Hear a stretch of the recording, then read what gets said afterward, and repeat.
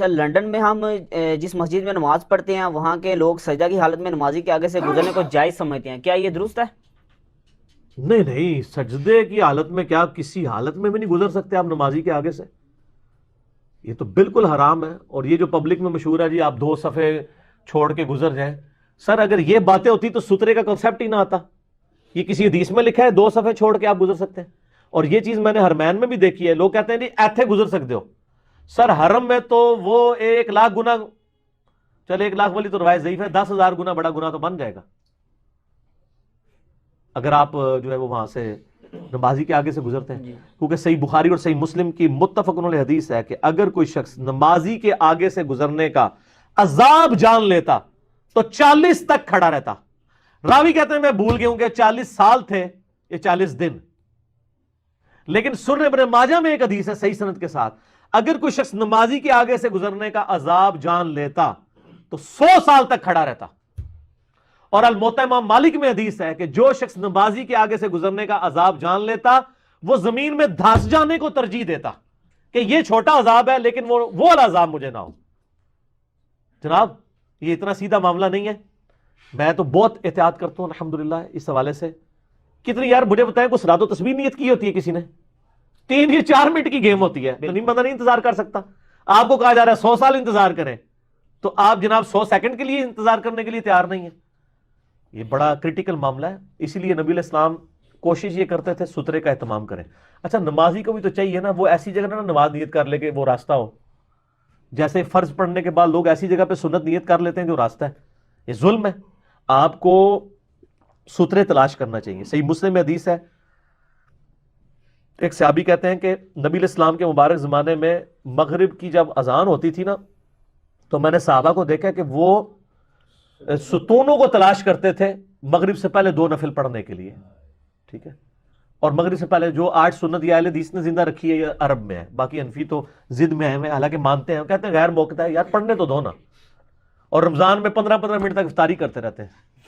آپ اس افطاری کے دوران بھی حنفیوں کی مسئلے میں نفل نیت کر لیں، دیکھیں آپ کے ساتھ کیا کرتے ہیں، کھجوریں کھانے دیں گے، سموسے کھانے دیں گے، نفل نہیں تو پڑھنے لگے۔ حالانکہ مسلم شریف میں حدیث ہے، حتیٰ کہ صحیح بخاری مسلم میں حدیث ہے کہ ہر اذان اور ہر اقامت کے درمیان 2 رکھتے ہیں۔ نبی علیہ السلام فرمایا 3 دفعہ فرمایا، اور پھر فرمایا جس کی مرضی پڑھ لے جس کی مرضی چھوڑ دے۔ ہمیں باقیوں کا تو پتہ ہے کہ فجر کی اذان اور اقامت کے درمیان 2 رکھتے ہیں، ظہر میں تو 4 ہیں، عصر میں بھی 4 ہیں، 2 بھی پڑھ سکتے ہیں 4 بھی پڑھ سکتے ہیں عصر کی، عشاء میں بھی 2 بھی پڑھ سکتے ہیں 4 بھی پڑھ سکتے ہیں، بلکہ اس سے زیادہ بھی پڑھ سکتے ہیں۔ مغرب والی ساری سکپ ہوئی ہے، باقی ساری ہیں اپنی جگہ پہ۔ وہ ایک کنفلکٹ آ گیا انفی شافی اختلاف کی وجہ سے، حالانکہ وہ یہ اختلاف تو ہے ہی نہیں تھا۔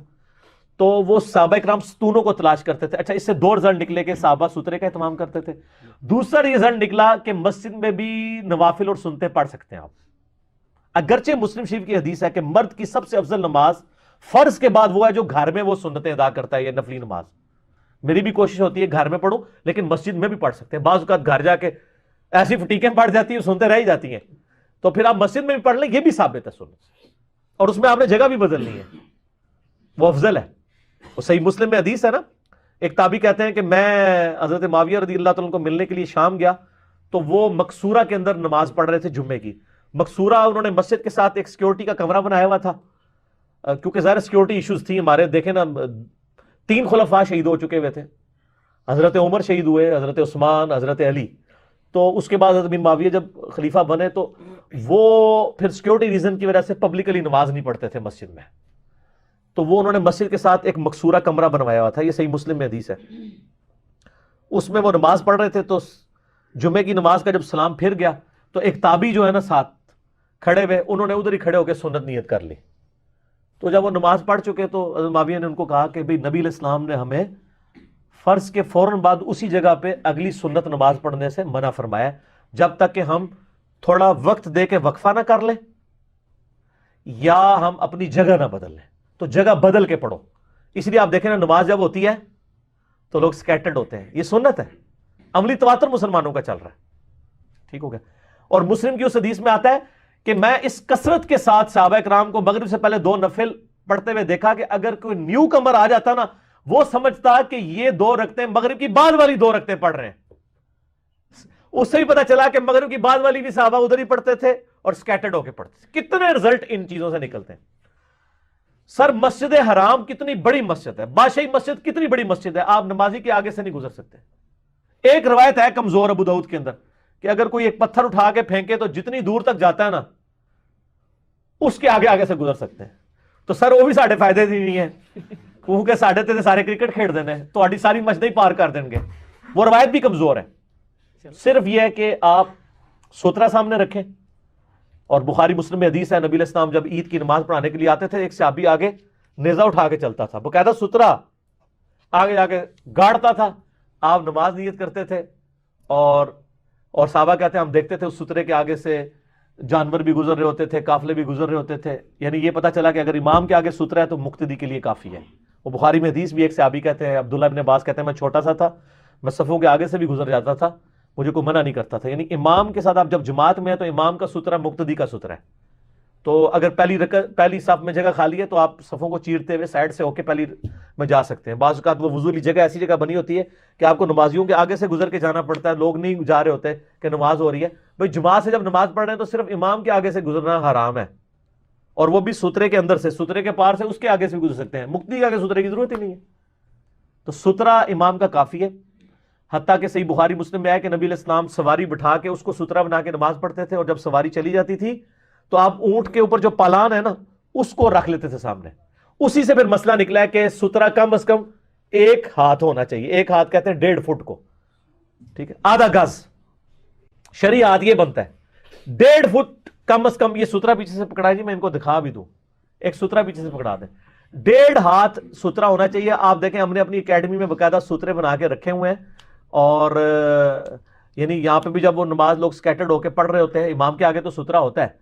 یہ سترہ آپ دیکھ لیں ہم نے باقاعدہ یعنی ناب کے بنوایا ہوا ہے.